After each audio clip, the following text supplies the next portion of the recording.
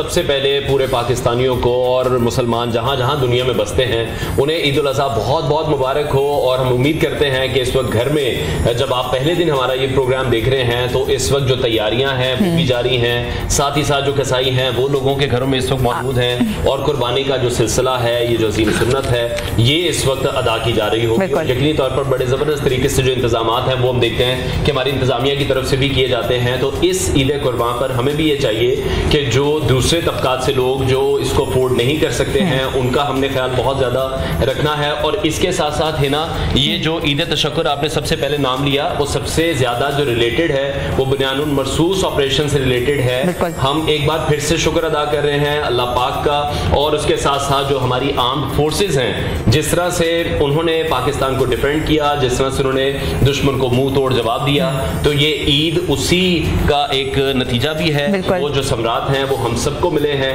हम सब आज उसको सेलिब्रेट भी कर रहे हैं। बिल्कुल ऐसा ही, और ये जो ईद है उसी का एक तसलसल है और हमने मंसूब किया है इसको, और स्पेशल हम लोग आज ट्रिब्यूट पेश कर रहे हैं अपनी आर्म्ड फोर्सेस को।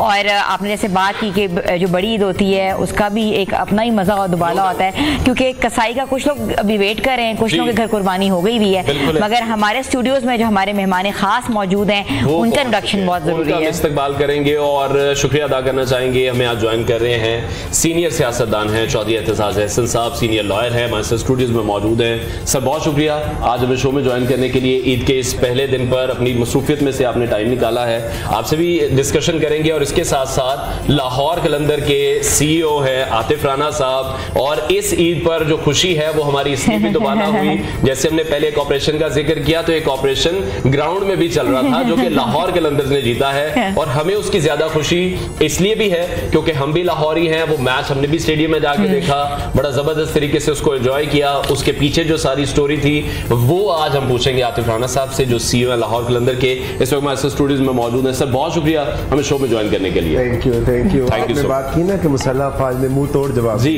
तो कलंदर ने मुंह जोड़ जवाब बिल्कुल ऐसा ही है, बिल्कुल पूरा कितने डिटेल्ड पूछेंगे कि हुआ क्या। और हमारे इस जानिब जो बैठे हुए हैं वो जबरदस्त किस्म के रहनुमा हैं, डिफरेंट स्टेटमेंट्स आपने उनकी सुनी है, उनका सटायर और ह्यूमर लेवल उनका कोई हाल ही नहीं है, दबंग गुफ्तगू के मालिक हैं। इस्तेकाम पाकिस्तान पार्टी के सीनियर रहनुमा हैं, मैं उनको वेलकम करती हूँ। सर अस्सलाम वालेकुम। वालेकुम सलाम। कैसे हैं सर? अल्लाह पाक का करम। तो फैज़ल हसन चौहान साहब हमारे हमेशा से ईद का हिस्सा रहे हैं और इस बार भी उन्होंने सोचा कि बड़ी ईद भी वो हमारे साथ ही सेलिब्रेट करेंगे।